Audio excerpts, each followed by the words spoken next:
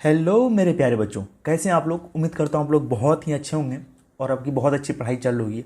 आज इस वीडियो में हम लोग जानेंगे बेटा कि इलेक्ट्रिक डाइपोल क्या होता है, इलेक्ट्रिक डाइपोल क्या होता है, साथ ही साथ इलेक्ट्रिक डाइपोल मूवमेंट क्या होता है और इलेक्ट्रिक डाइपोल की वजह से अलग अलग पॉइंट पे इलेक्ट्रिक फील्ड कैलकुलेट करेंगे। तो बने रहिए इस वीडियो में हमारे साथ, है ना।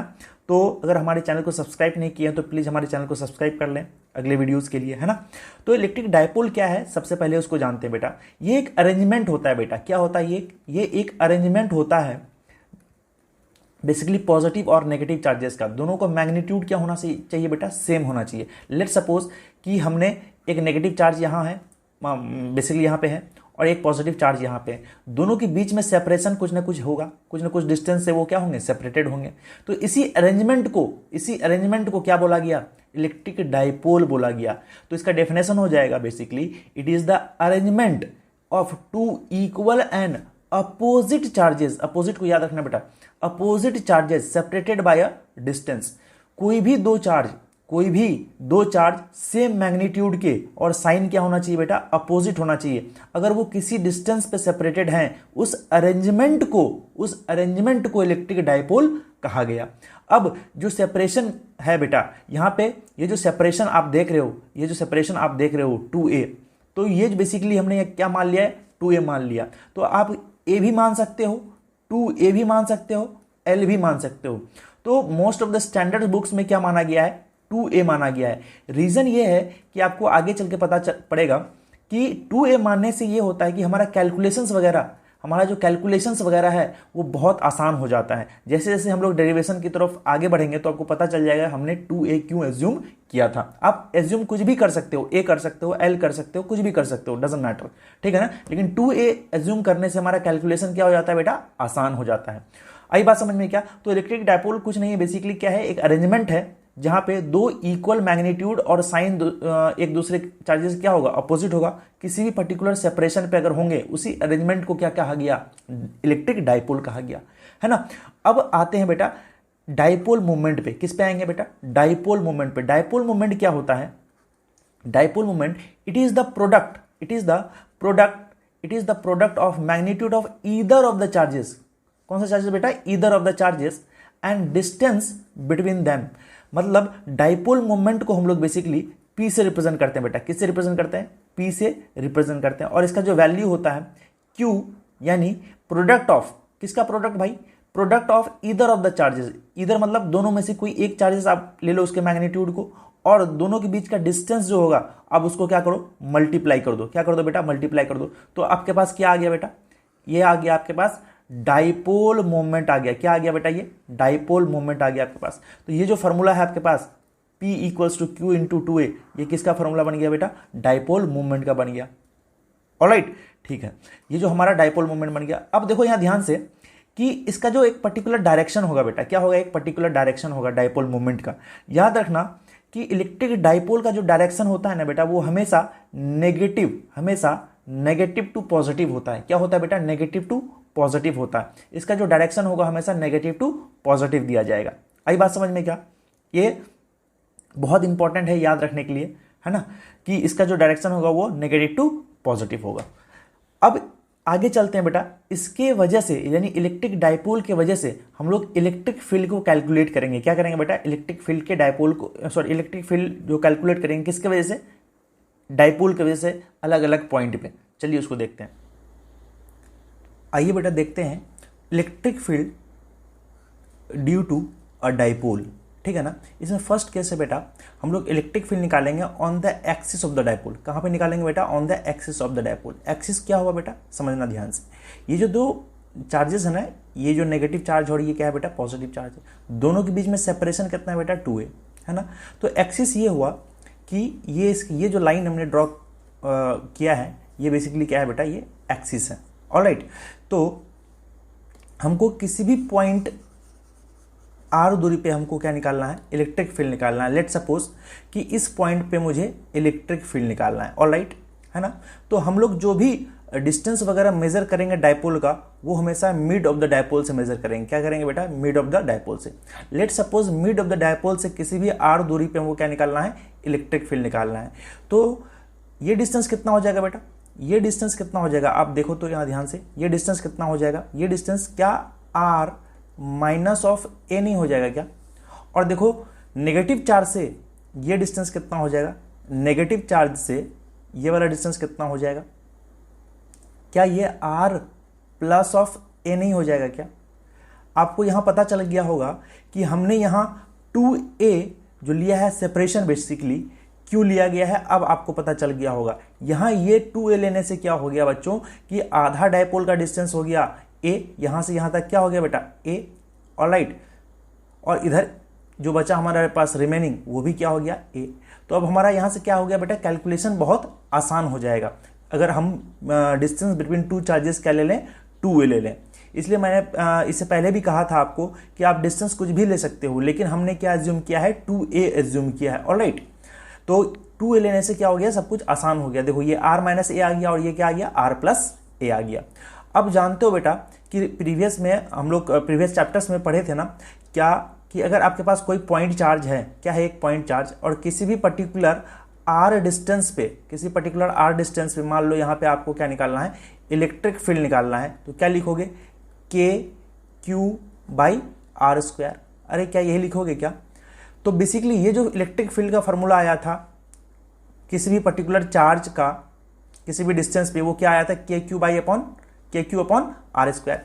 यही कंसेप्ट हम लोग यहाँ भी लगाएंगे इलेक्ट्रिक फील्ड कैलकुलेट करने के लिए। ऑलराइट बेटा, देखते हैं अगर मुझे इस पॉइंट पे इलेक्ट्रिक फील्ड चाहिए, किसी भी आर दूरी पे इस पॉइंट पे मुझे इलेक्ट्रिक फील्ड चाहिए, तो इस पॉजिटिव चार्ज की वजह से, इस पॉजिटिव चार्ज की वजह से किधर होगा बेटा, राइट वर्ड होगा।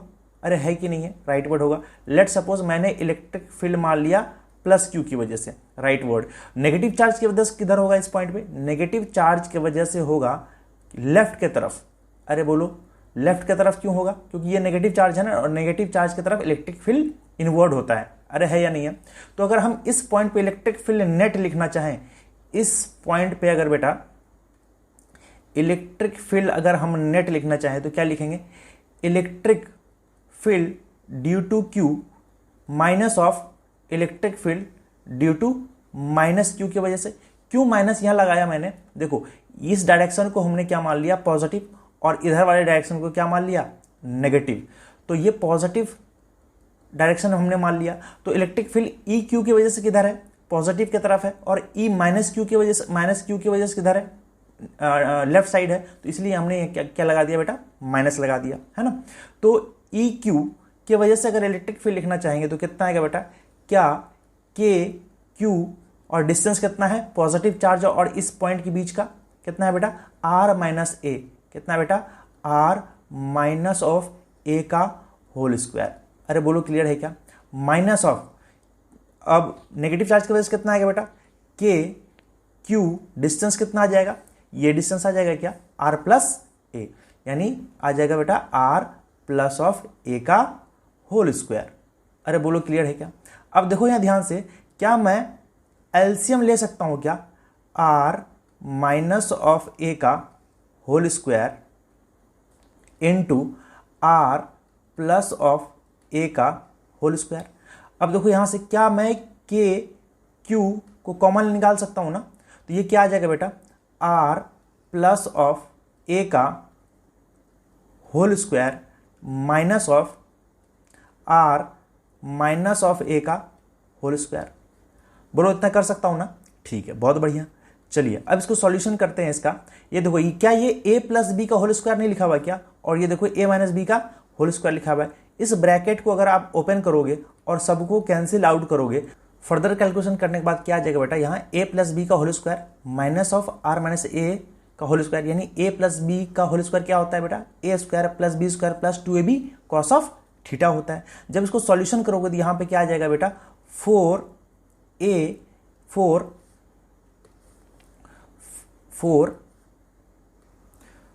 यहां पे आ जाएगा आपके पास 4a इंटू आर, यही आएगा। नीचे आ जाएगा बेटा, क्या ये देखो इसको ध्यान से, क्या मैं इसको ऐसा लिख सकता हूं क्या बेटा, r minus of a into r plus of a का होल स्क्वायर, ऐसा लिख सकता हूं क्या। अब इसको ध्यान से देखना बेटा, इसको ध्यान से देखना आप, क्या ये a माइनस बी और ये a प्लस बी नहीं लिखा हुआ है क्या? ये r प्लस ए है ना? क्या ये a माइनस बी और ये क्या है बेटा? a plus b. तो फर्दर इसको कैलकुलेशन करने के बाद क्या आएगा आप देखना, यहाँ पे क्या आ जाएगा, इलेक्ट्रिक फील्ड जो नेट आएगा हमारे पास, इलेक्ट्रिक फील्ड जो नेट आएगा वो क्या आएगा बेटा? k q 4a into r, 4a into r, ये आया है ना। नीचे क्या आ जाएगा? नीचे आप देखो यहाँ ध्यान से, नीचे आप देखोगे यहाँ ध्यान से, तो क्या आ जाएगा? a माइनस बी और यहाँ क्या है? a plus b. तो a minus b into a plus b क्या होता है बेटा? होता है a square minus b square. तो क्या यहाँ r का स्क्वायर हो जाएगा? यहाँ क्या हो जाएगा? r का, यहाँ हो जाएगा बेटा r का स्क्वायर माइनस ऑफ a का स्क्वायर का होल स्क्वायर। क्या ये आएगा ना? अब देखो यहाँ ध्यान से, अगर मैं कहूँ आपसे, देखो ध्यान से कि ये जो हम लोग क्या मानते हैं बेटा, ये जो डिस्टेंस r है ना, ये जो डिस्टेंस r है आपका, इसको much much greater than a मान लेते हैं। यानी डिस्टेंस बिटवीन द जो हमारा चार्जेस है ना, उसको क्या मान लेते हैं? बहुत छोटा मान लेते हैं एज कंपेयर टू, यानी r बहुत बड़ा हो गया किससे? a से। इसका मतलब ये हुआ बेटा कि इस r के कंपेयर में ये क्या हो गया बेटा? नेग्लेक्ट हो गया। ये क्या हो गया? नेग्लेक्ट हो गया, मतलब उसका वैल्यू इसके कंपेयर में क्या कर दिया? नेग्लेक्ट कर दिए। तो अब हमारे पास सॉल्यूशन क्या बना? हमारे पास k into 4k basically, k q into 4a into r divide by r to the power 4। अब देखो यहाँ से एक r से ये कट जाएगा 3 बार, ये क्या आ जाएगा? k q 4 into a divide by r cube. Alright, अब देखो इसी को अरेंज करके ऐसा भी लिख सकते हैं ना, 2q इंटू a, ऐसा भी लिख सकते हैं ना। अब इसको ध्यान से देखना कि ये जो चीज़ हमारे पास आया, ये जो चीज़ आया हमारे पास 2q इंटू a, ये जो है क्या यही हमारे पास डाइपोल मोमेंट नहीं है क्या बेटा? ये जो डाइपोल मोमेंट का फॉर्मूला हमने लिखाया था, क्या लिखाया था? Sum of the either charges and distance between them, distance between दोनों के बीच का कितना है बेटा? 2a है। तो क्या q इंटू 2a क्या बन गया? हमारे पास p बन गया ना। तो अब हमारे पास इसका जो सॉल्यूशन आएगा वो क्या आएगा? 2kp upon r cube. ये जो हमारे पास इलेक्ट्रिक फील्ड नेट का क्या आया बेटा? इक्वेशन आ गया। इलेक्ट्रिक फील्ड नेट का हमारे पास क्या आया? एक इक्वेशन आ गया। क्या आया equation? 2kp upon r cube, है ना। तो इलेक्ट्रिक फील्ड जो नेट आया हमारे पास वो आ गया twice of kp upon r cube. यही बेटा अब हम लोग निकालते हैं electric field due to dipole on the equatorial plane. कहाँ पे निकालेंगे बेटा? Equatorial plane. तो उससे पहले समझेंगे बेटा कि ये इक्वेटोरियल प्लेन बेसिकली क्या है ना।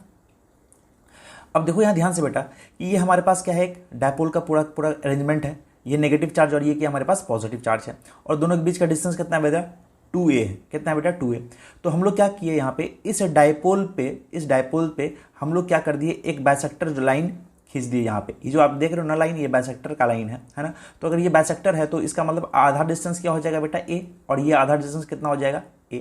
ये सबको समझ में आ रहा है ना। तो बेसिकली हमको इलेक्ट्रिक फील्ड कहाँ से कैलकुलेट करना है?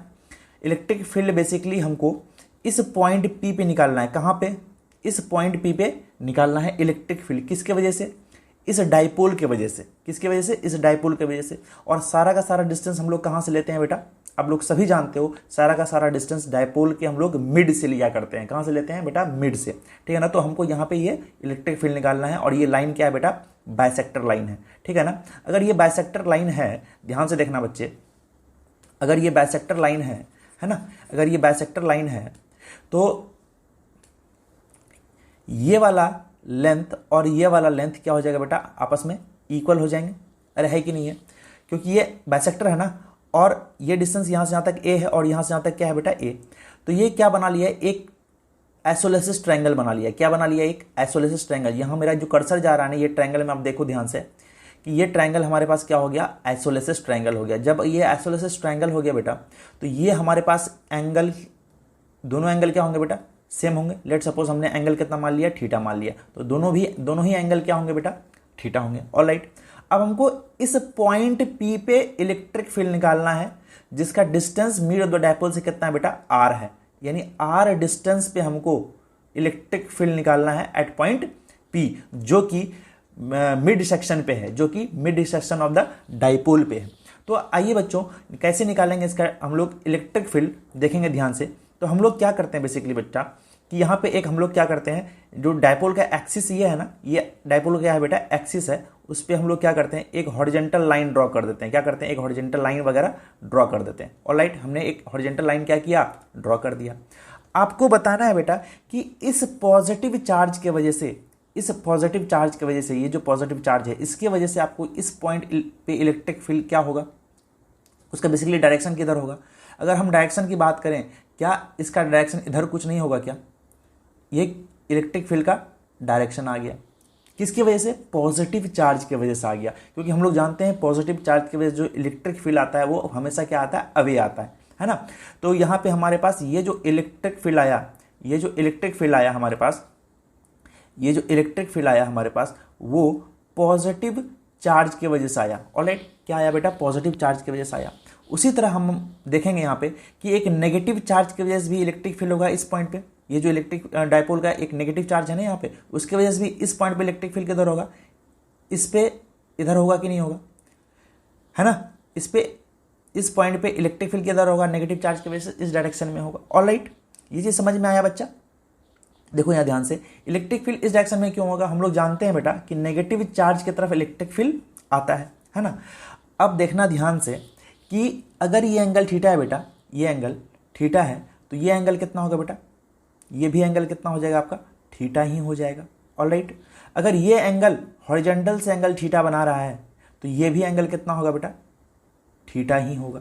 ऑलराइट, अब सुनो ध्यान से, क्या तुम इलेक्ट्रिक फील्ड निकालते हो पॉजिटिव चार्ज की वजह से किसी पॉइंट P पे, तो उसका वैल्यू कितना होगा, पॉजिटिव चार्ज की वजह से अगर इलेक्ट्रिक फील्ड तुम निकालोगे कितना आएगा बेटा, कितना आएगा, ध्यान से समझना।